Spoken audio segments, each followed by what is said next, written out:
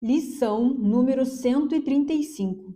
Se eu me defendo, sou atacado.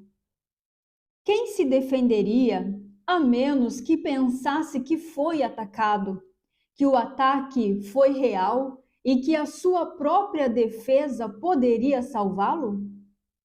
E nisso está a loucura da defesa, da plena realidade a ilusões e depois tentar lidar com elas como se fossem reais.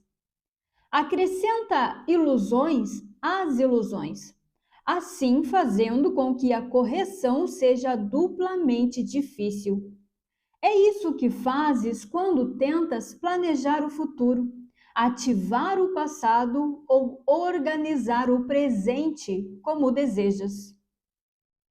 Tu operas a partir da crença em que tens que te proteger do que está acontecendo, porque algo ali não pode deixar de conter o que te ameaça. Um senso de ameaça é um reconhecimento de uma fraqueza inerente, uma crença segundo a qual há um perigo que tem o poder de convocar-te para fazer uma defesa apropriada. O mundo está baseado nessa crença insana, e todas as tuas estruturas, os seus pensamentos e dúvidas, as suas penalidades e armamentos pesados, as suas definições legais e os seus códigos, a sua ética, os seus líderes e os seus deuses, tudo serve apenas para preservar o senso de ameaça do mundo, pois ninguém caminha pelo mundo em uma armadura sem que o terror esteja golpeando-lhe o coração. A defesa é assustadora, brota do medo, o qual aumenta a cada vez que uma defesa é feita. Pensas que ela oferece segurança. No entanto, ela fala do medo que se faz real e do terror justificado. Não é estranho que, ao elaborares os teus planos, fortaleceres a tua armadura e apertares as tuas fechaduras, não pares para perguntar a ti mesmo o que estás defendendo e como e contra o quê? Primeiro, vamos considerar o que defendes. Não pode deixar de ser algo muito fraco, fácil de ser assaltado. Não pode deixar de ser uma presa fácil, incapaz de se proteger e que precisa da tua defesa. O que mais, senão o corpo, tem tal fragilidade que necessita de cuidados constantes e atentos, de uma preocupação profunda para proteger a sua pequena vida?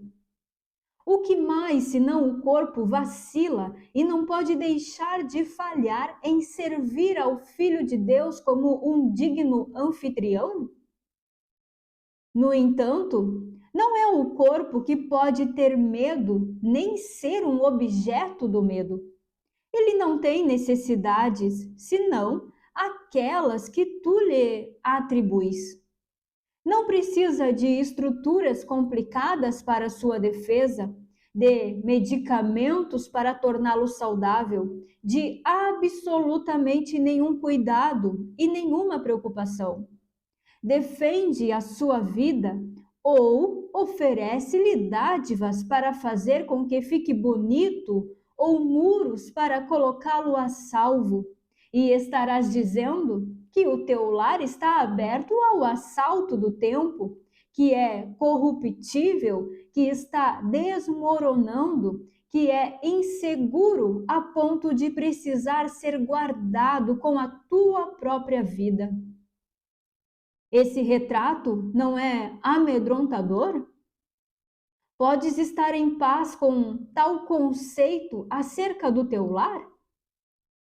E, no entanto, quem dotou o corpo com o direito de servir-te dessa forma, senão a tua própria crença? Foi a tua mente que deu ao corpo todas as funções que vês nele e que estabeleceu o seu valor bem além de um pequeno monte de pó e água. Quem defenderia algo que reconhecesse ser assim? O corpo não precisa de nenhuma defesa. Nunca é demais enfatizar isso. Ele será forte e saudável se a mente não abusar dele, conferindo-lhe papéis que ele não pode cumprir, propósitos além do seu alcance e objetivos exaltados que não pode realizar. Tais tentativas ridículas, mas profundamente apreciadas, são as fontes de muitos dos teus ataques loucos contra ele, pois ele parece desapontar as tuas esperanças, as tuas necessidades, teus valores e teus sonhos. O ser que precisa de proteção não é real. O corpo que não tem valor e dificilmente merece a menor defesa, precisa apenas ser percebido como algo bem à parte de ti. E aí, venha a ser um instrumento saudável e útil, através do qual a mente pode operar até que a sua utilidade chegue ao fim. Quem desejaria conservá-lo quando a sua utilidade tiver terminado? Defende o corpo e terás atacado a tua mente, pois terás visto nela os defeitos, as fraquezas, as limitações e as falhas das quais pensas que o corpo tem que ser salvo. Não verás a mente como algo separado das condições do corpo, e imporás a ele toda a dor que vem da concepção da mente como limitada e frágil, à parte das outras mentes e separada de sua fonte. Esses são os pensamentos que precisam de cura, e o corpo responderá com saúde quando tiverem sido corrigidos e substituídos pela verdade. Essa é a única defesa real do corpo. Mas é aqui que procuras a sua defesa? Tu lhe ofereces um tipo de proteção do qual ele não ganha nenhum benefício, apenas acrescenta a aflição da tua mente. Não curas, apenas elimina a esperança da cura, pois falhas em ver onde a esperança tem que estar para ser significativa. A mente curada não faz planos. Executa os planos que recebe ouvindo a sabedoria que não lhe é própria. Espera até que lhe seja ensinado o que deve ser feito e então começa a fazê-lo. Não depende de si mesma para coisa alguma, a não ser para a sua adequação em cumprir os planos que foram designados para ela. É segura na certeza de que obstáculos não podem impedir o seu progresso em realizar qualquer uma das metas que servem ao plano maior estabelecido para o bem de todos. A mente curada está livre da crença de que tem que fazer planos, mesmo sem poder saber qual o melhor resultado, quais os meios para consegui-los ou como reconhecer o problema que o plano pretende solucionar. Ela tem que fazer um uso equivocado do corpo nos seus planos até que reconheça que isso é assim. Mas, quando aceita isso como verdadeiro, então está curada e libera o corpo. A escravidão do corpo aos planos que a mente não curada estabelece para salvar-se tem que fazer o corpo adoecer. Ele não está livre para ser um meio de ajudar em um plano que excede em muito a sua própria proteção e que precisa dos seus serviços por pouco tempo.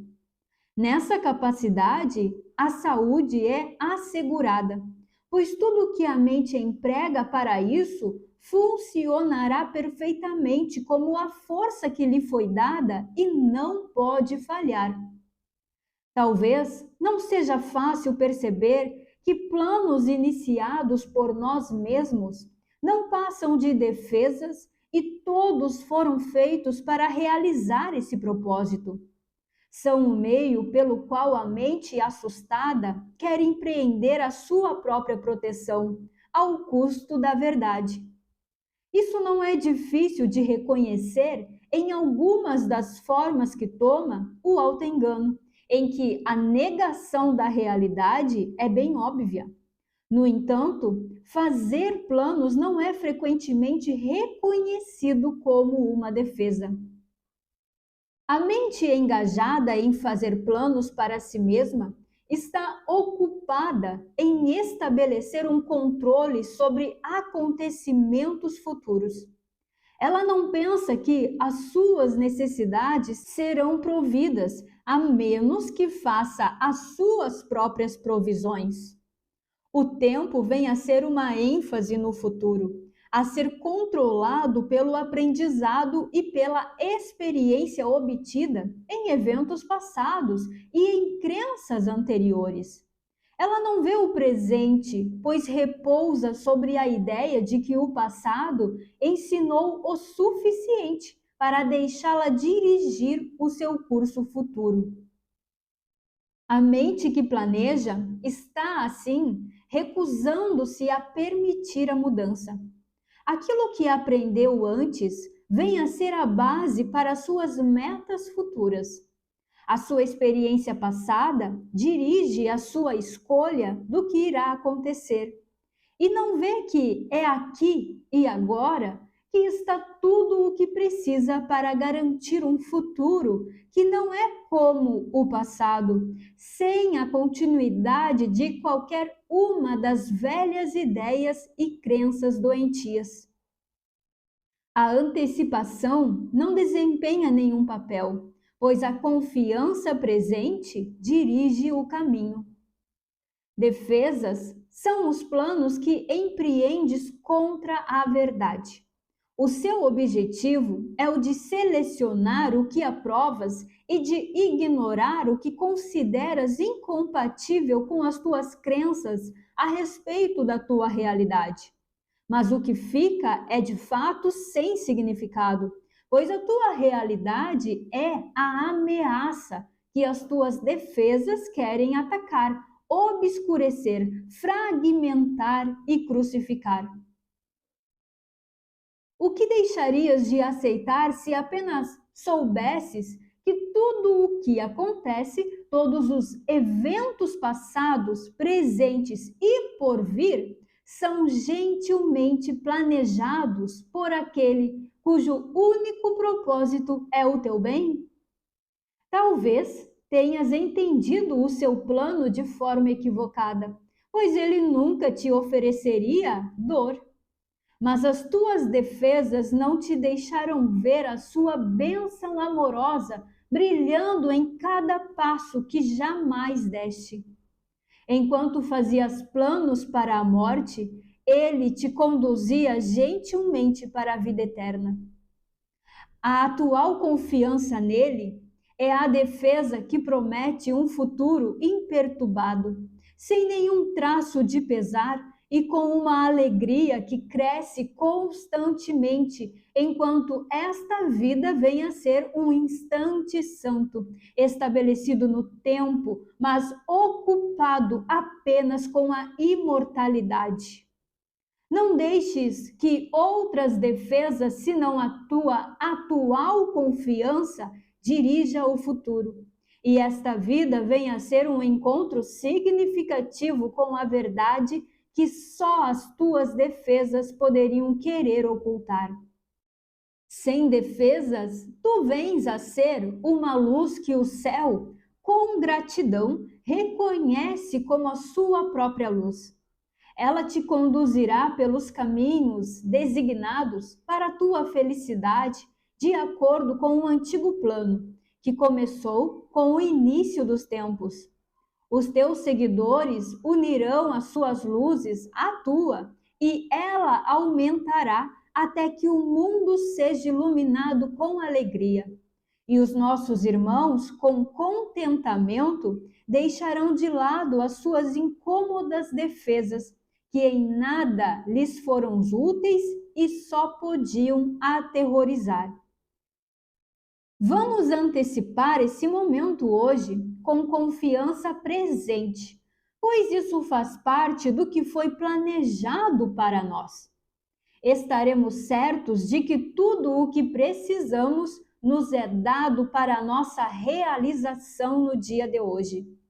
Não vamos planejar como será feito, mas reconhecemos que o fato de nos despojarmos de todas as nossas defesas é tudo o que é preciso para que a verdade desponte com certeza sobre as nossas mentes.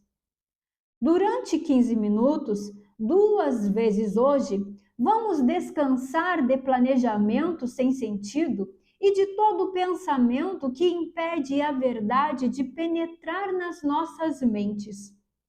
Hoje vamos receber ao invés de planejar, para que possamos dar ao invés de organizar. E algo nos é dado verdadeiramente ao dizermos: se eu me defendo, sou atacado, mas despojando-me de todas as defesas, serei forte e aprenderei o que as minhas defesas escondem. Nada mais do que isso. Se houver planos a serem feitos, eles te serão comunicados. Talvez não sejam os planos que pensavas serem necessários, ou as respostas para os problemas que pensavas estar enfrentando. Mas são respostas para um outro tipo de pergunta, que permanece sem resposta e precisa ser respondida até que a resposta, enfim, venha a ti. Todas as tuas defesas têm tido como objetivo não receber o que receberás hoje. E na luz e na alegria da simples confiança, não poderás deixar de perguntar a ti mesmo por que razão jamais chegaste a pensar que precisava ser defendido da liberação. O céu nada pede. É o inferno que faz exigências extravagantes de sacrifício. Tu não estás desistindo de nada nesses momentos de hoje, quando te apresentas indefeso ao teu Criador, tal como realmente és. Ele lembrou-se de ti.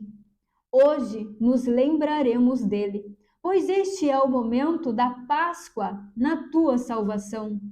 E tu te erguerás novamente do que parecia ser morte e desesperança. Agora a luz da esperança renasce em ti, pois agora vens sem defesas para aprender o papel que te compete no plano de Deus. Que pequenos planos ou crenças mágicas ainda podem ter valor quando recebeste a tua função da voz do próprio Deus? Tenta não moldar este dia como acredita ser mais benéfico para ti, pois não pode conceber toda a felicidade que vem a ti sem o teu planejamento. Aprende hoje, e o mundo inteiro dará esse passo gigantesco e celebrará a tua Páscoa contigo. Ao longo do dia, à medida que pequenas coisas tolas surgirem para erguer a tua defensividade e para te tentar a te engajares em tecer planos, lembra-te de que este é um dia especial para o aprendizado e reconhece isso com o seguinte: essa é a minha Páscoa. Quero mantê-la santa. Não me defenderei, porque o Filho de Deus não precisa de nenhuma defesa contra a verdade da sua realidade.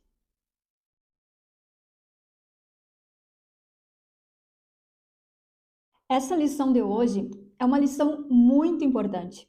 Se você compreender essa lição aqui, você compreendeu tudo, você compreendeu todas as lições, toda a metafísica dos ensinos de Jesus. Então vamos lá. Se eu me defendo, sou atacado.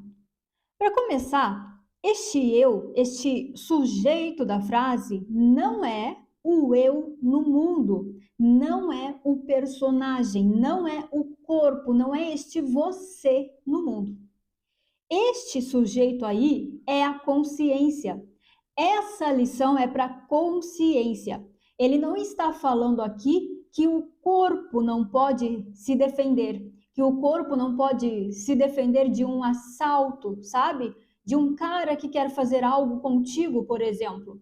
Não é então sobre este nível do corpo.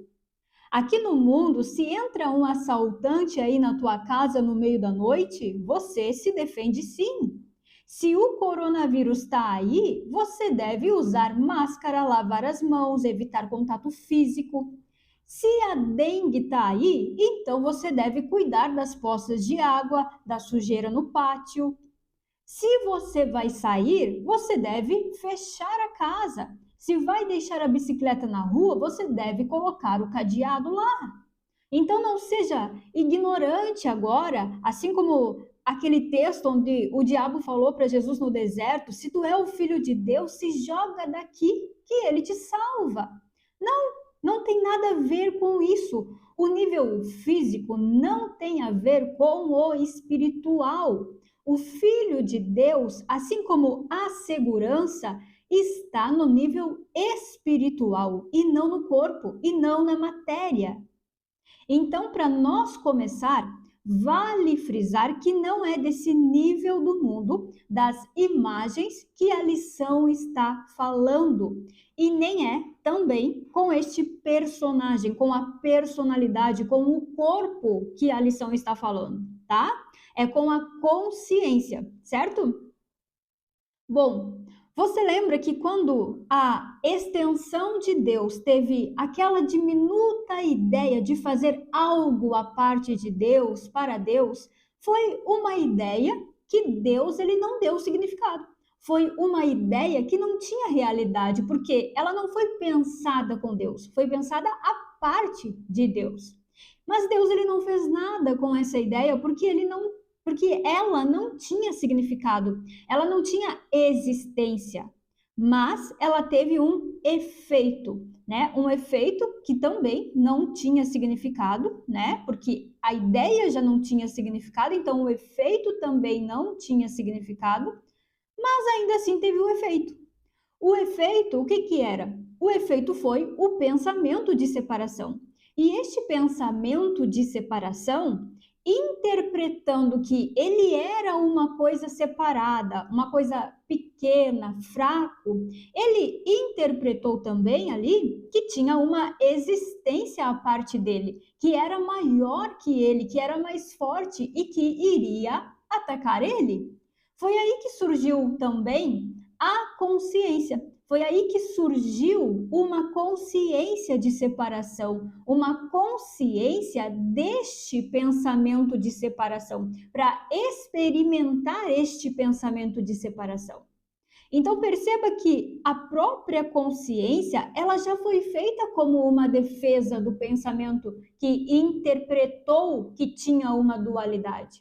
Ela já foi feita como uma fuga desse medo.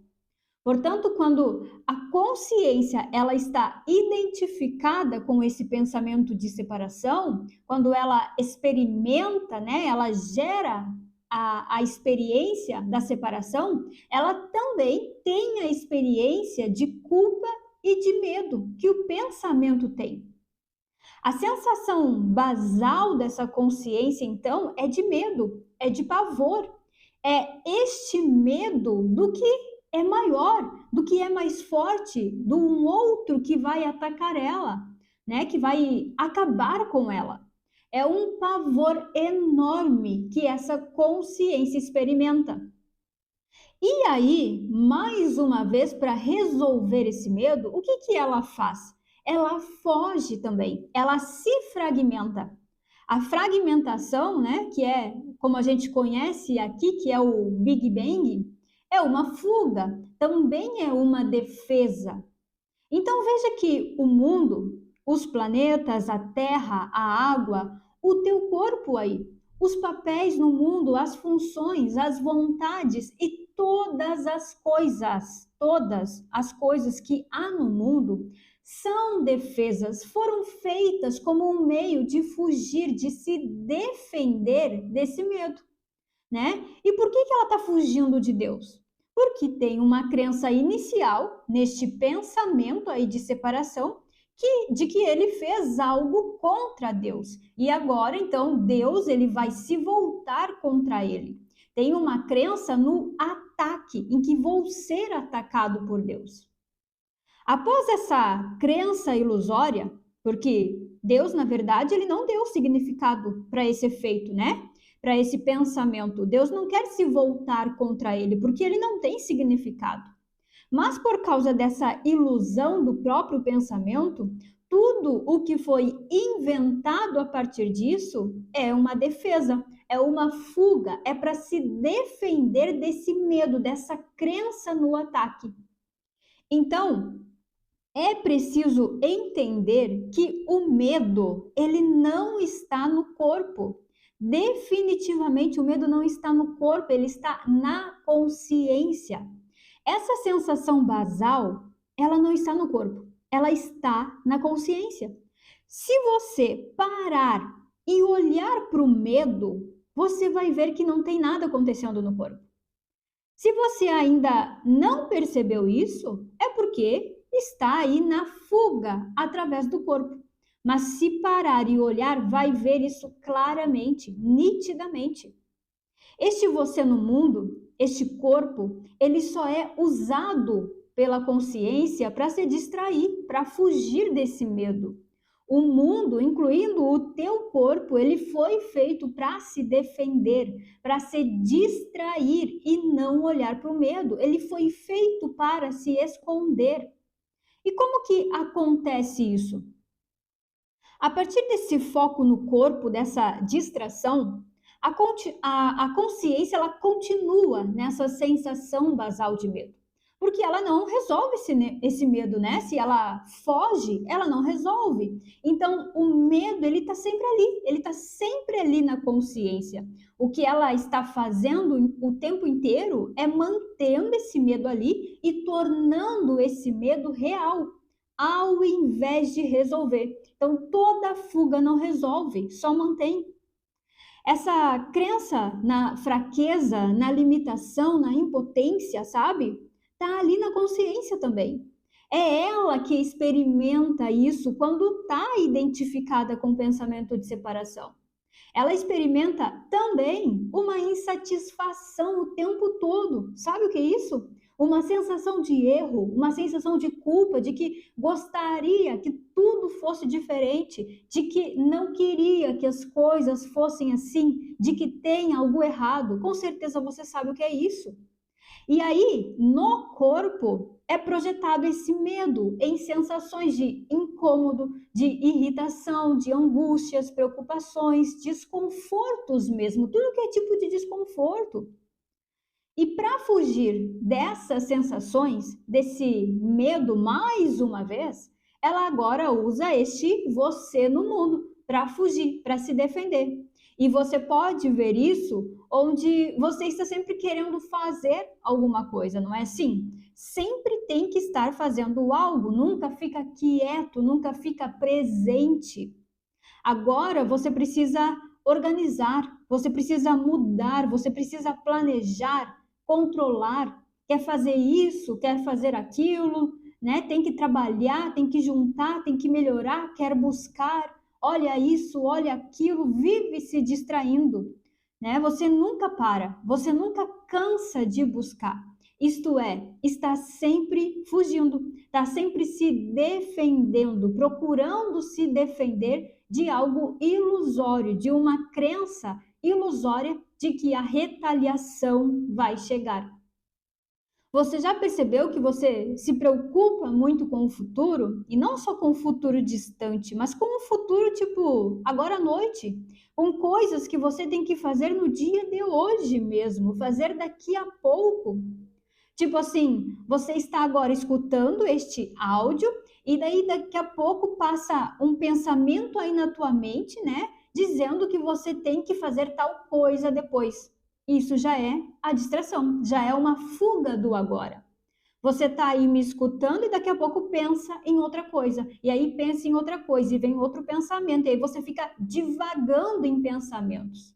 Você não fica o tempo inteiro presente, não é assim? Por quê? Porque a consciência precisa fugir, precisa se defender. E ela usa o você no mundo para isso. Quantas vezes você não vai estudar e aí daqui a pouco já está pensando no que vai fazer para o jantar? Você vai trabalhar e aí fica pensando no que vai fazer no final de semana, nas suas férias. Isto é, você fica antecipando, você sai do agora, sai do presente, e isso é fuga da consciência. Através deste personagem buscando coisas e se distraindo no mundo, ela está fugindo, ela está se defendendo. Então, tudo isso é uma defesa. Porque se você ficar presente, você vai ver que não tem nenhum medo, não tem nada acontecendo agora. Mas como a consciência ela está viciada em se defender, é só isso que ela faz. Ela só quer fugir do agora, ela só quer se proteger de Deus sem olhar e ver que não tem nada acontecendo, a não ser na imaginação dela. Não tem um Deus que está vindo e que vai acabar com ela. E você precisa atentar a essas fugas, a essas buscas, a essas distrações e falta de presença no agora. Porque enquanto a consciência ela foge através deste personagem no mundo, achando que precisa fazer coisas no mundo, tudo que você está fazendo é confirmando que este medo é real e que o ataque vai acontecer. Você está multiplicando a ilusão. Todos esses empreendimentos no mundo que você fica buscando não é porque você quer, você só está reencenando a fuga, a defesa da consciência. Então, o que é preciso fazer é, ao invés de fugir do erro, fugir do medo, fugir da irritação, fugir da preocupação, dessas sensações aí, você precisa olhar para elas e ver que essas sensações estão na consciência e não no personagem. Para de correr, de buscar, de se distrair, de fugir e ver que você só está buscando porque você olha para a separação e acha que é a separação. Você olha para a ideia de separação e acredita que se tornou separado de Deus. Você acredita que se tornou isso. Não existe ataque na criação de Deus para o Filho de Deus, mas você, consciente de ser outra coisa, de ser um ser separado de Deus, tem automaticamente a experiência do ataque, mas é porque quer, é pela tua escolha, porque não tem nada acontecendo. Essa lição aqui, ela é para que você olhe com honestidade mesmo as coisas que você faz, as coisas que você busca. Não, e não é exatamente para as coisas que você está buscando, mas é a motivação, entende? É o porquê que você está buscando, para o que está te impulsionando a fazer isso, as tuas escolhas, as tuas reações. E então você tem que ver que todo esse medo do ataque, ele está na consciência. Esse medo da retaliação não está no corpo, ele está na consciência e ele não é real, é apenas uma crença. Após olhar para isso, você precisa aceitar que não há separação. Tudo é como sempre foi. Você, consciência, está em Deus e não há separação. É só nessa aceitação que a fuga, a defesa e o medo, eles acabam. É só nessa aceitação que você tem descanso e paz, certo? Então é isso.